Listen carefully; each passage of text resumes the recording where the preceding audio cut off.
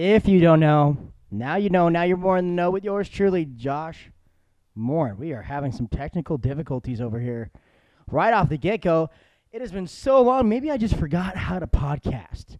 And on top of forgetting how to podcast, let's talk about two things. Number one, check out this sweet tan line that I got standing out in the desert sun of Las Vegas, Nevada for no more and no less than 10 minutes. Like right on my, like a backpack suntan line. And also, I decided to get the ears lowered. Like I needed any more help with my fucking ears. You can see them from a mile away. They're a badge of honor. But also, I just want to get a quick poll in the comment section for the 40, 50 people who fucking watch this podcast.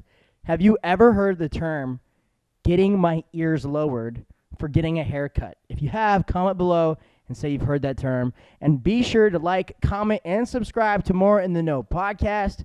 I'm doing about 4 of these a month. Life's been good. I went back to Montana. And yeah, just like the rest of the country, it is hotter than Satan's ballsack here in Las Vegas, Nevada. There's been a lot going on across the world. The mask mandate has been being lifted, it seems. And it seems like we are returning back to, quote-unquote, what is normal. I still haven't gotten the V word. And so I still have my V word virginity. Or maybe that is the V word. I got my V virginity. V for vendetta. And V for virginity of the... I'm not getting the jab. So with that being said, lots of positive things going on in Mor-In The Know. I released my coaching system, More in Tune, Success Systems, and we have a lot of great things going on there. My Wednesday night Mastermind Alliance call, 7 p.m. Pacific Standard Time. Be sure to tune into that. And if you're seeking guidance with your health and nutrition, I offer one-on-one personalized training that is tailored to your specific goals, your requirements, your needs, your injuries, your lifestyle, and tailored to you. No cookie-cutter programs, no BS, no gimmicks here, just results. With that, a couple things that I want to talk about. First off, how about when you were back in like elementary school or even fucking high school and you'd get a haircut and how big of a deal it was getting a haircut back then? I just remember like showing up to school like super fucking nervous. Like, man, what is Sarah? Because, of course, there's got to be a girl that named Sarah that you had a crush on in high school. What is Sarah going to think? Or what's, Mike going to think about it? Or what's Brad going to think about my new hairdo? And I just remember, like, how much energy was spent just thinking about what other people were going to think of your haircut, especially when back in the day when you were doing the dyes, when you're dyeing the hair, the fucking highlights. I love the highlight days. Like, can we bring back the 2000s? I mean, I think it's coming back. Many of us are getting our hair and our head highlighted now in our 20s and 30s, which is a very odd situation. I'm not past it, but it's just not my style anymore. I left that style in the 2000s. Man, there's many things that I brought with me, and I think that are coming back that are retro from the 90s and the early 2000s that I'm definitely gonna rock, and I think definitely has a place in 2021 and beyond. And I think the styles are coming back. But one thing that I just didn't get is the highlighting hair. Like, dudes highlighting their hair when we're late 20s and 30s, I don't know. Bringing back some nostalgia, bringing back some memories from their childhood. Maybe they're getting back the shitty job that their mom did when they were in the 4th grade because their mom either left the bleach in too long or didn't leave it in long enough, or they pulled your hair through a cap and you just look like an absolute cheetah or just a straight up lemon head. It could be all of the above or none of the above, and maybe you just didn't have permission back then to get your hair like a lemon head freak, and now you just want to be one. So whatever, it's 2021. Pride Month is an entire month. Masculinity is frowned upon. So what does this fucking world come to? All I know is that it's just be you and be true. So my thoughts about my haircut, baby. I used to get so many hate comments not hate comments, but just people don't like when I cut my hair because they go, oh my God, you have such great hair. Few things. If you're not giving me orgasms and you're not paying my bills, then you just do not have any say on pretty much anything, especially what I do with my looks. So with that being said, women, I'm sure you can attest to that too. So if any guys have anything to say about your looks, if they're not giving you orgasms, if they're not making you come, and they're not paying your bills, then it just doesn't matter. Just let them go and let them be. So, yeah, there's been a lot of things going on in the past month or so since I've done this podcast. I've been really productive in many other areas. I'm gonna get back to doing this podcast. I'm actually going to start to have more guests and develop that aspect of this podcast. For as good as the monologue is for me to just shoot the shit with you guys, mano, camera on fucking microphone, I really want to start to develop more of a dynamic with some guests on the show. So I'm looking forward to that. If there's anybody that you want to hear from, comment below who I should feature within reason on this show. Maybe that I personally know them or you know them within the Vegas area or they're traveling here, and we could find some sort of way to connect some shape, form, or other to get them on More in the Know podcast for my 200 freaking subscribers, baby. We did it. 200 subscribers. We're going to the top. We're going to the top, baby. No, I just love doing this podcast for fun. It's something I've always wanted to do, and that's just another great message. I'm just kind of, in this podcast, what I want to do is circle back to the many messages over the tenure of this podcast being in fruition and being out on the interwebs, on the YouTube platform. Is just, number one is if you want to do something, then just do it. If you show up to a job every day, I was actually talking to a friend of mine today. We just got done working out, and he was just talking about his life. And he gets good pay, 30 to 50 an hour, depending on if it's overtime or not, and in the situation that he's in the town specifically that he's in. That's good pay. That's really good money for most people. So money, but though is only one thing. As love is what makes the world go round. Money pays for the trip.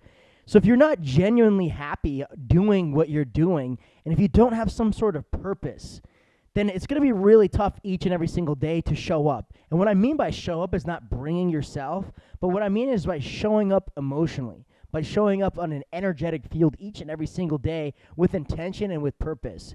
Because if you were intentional about your work, and when you have purpose, it shows up in your work. It shows up in the people around you, and it shows up in the quality of the craft that you have and that you put forth each and every single day. So the more that you have purpose and that intention that you have within to service others, and then you look at these many factors that make your work beautiful. What makes your work beautiful? It's not showing up every single day and building somebody else's dream. And I'm not gonna shoot down a means to an end on trading time for dollars. Trading time for dollars is a great thing to do, but also think about your passions. Think about your purpose. Think about maybe what you love to do. And when you set out to do that, maybe full time you work on your 9 to 5, but part time you work on your passion. Your passion product then eventually maybe in the future will pay you more than your full-time job. And that's where I'm at in many areas in my life. I've never gotten a full-time job. I wrote in the back of a notebook when I was 18 years old at a conference that I would never work a day in my life. And here I am looking down the barrel of 28 years old, and I still have yet to work a single day in my life. Now, that's not to brag. That's not to impress you, but impress upon you that I'm just an average everyday guy. Now, I haven't made a ton of money, and I'll be honest about that. But what I have done is I've set myself up skill set wise. I've surrounded myself with the right people, and the results are going to fall into place. The process that I have committed to and the discipline that I've committed to each and every single day is going to pay its dividends. The price is always direct proportion to the prize. The greater the prize, the greater the price that you must pay, and I paid the price for a long time. And what I'm willing to do each and every single day is pay that same price, because I know eventually, maybe I don't get paid today, maybe I don't get paid tomorrow, but I know I'm going to break through. And then you have to have that faith inside your mind that you're going to break through. But it's not about the money, it's about the process, it's about the journey. But the money is going to pay for the trip. But I'm going to lead with love. I'm going to lead with passion. When you lead with passion and love, and for me, it's serviceability. For me, it's being selfless and serving others. The many aspects and avenues that I'm involved with are all about serving others. And what I've really devoted myself with lately is stepping out of my own ego and stepping into this role that is neutral in the fact that I can take myself out of this and put myself in a position to be able to learn and understand and not hear what is said, but hear what is meant. To begin to change in my own ways to become a better man, become a better friend, become a better son, become a better leader. And as we step into that masculinity, that's what this war is on masculinity. Masculinity is not toxic. Masculinity is the ability to take charge of your life. And taking charge of your life is taking command of your emotions. When you can take command of your emotions, be in your body, be here now, deliver on command in a place of vulnerability, in a place of honesty, in a piece of serenity, when you can sit back and you can just be you and you don't have to hide who you are anymore, when you can deliver from this place, guess what? The world follows. People follow. Situations follow. The stars begin to align. The business people in your life begin to attract into your life. Your soulmates become dates. You start to date them, and then they become your mates. And these situations that maybe seem to have been happenstance are no longer happenstance because it's deliberate and it's directly correlated to who you're becoming. As you ascend the levels of consciousness and you grow and expand and you let go of the unresolved trauma that has caused your low levels of self-esteem, and you can step into the body and the person that you deserve to be and that you are destined to be each and every single day of your life. It's a fucking, I'm not even going to say frickin' because it's fucking. It is fucking freeing, baby. It's freeing to finally be in a body that is a judgment-free zone, not from others, because others probably will always judge, but a judgment-free zone from yourself. Because when you can grant yourself serenity, when you can grant yourself that peace and that wisdom and the courage and step into courage and take a little leap, the leap's not huge. It's not the Grand Canyon. The leap could be this big. The leap could be small daily changes that create major dividends in your future.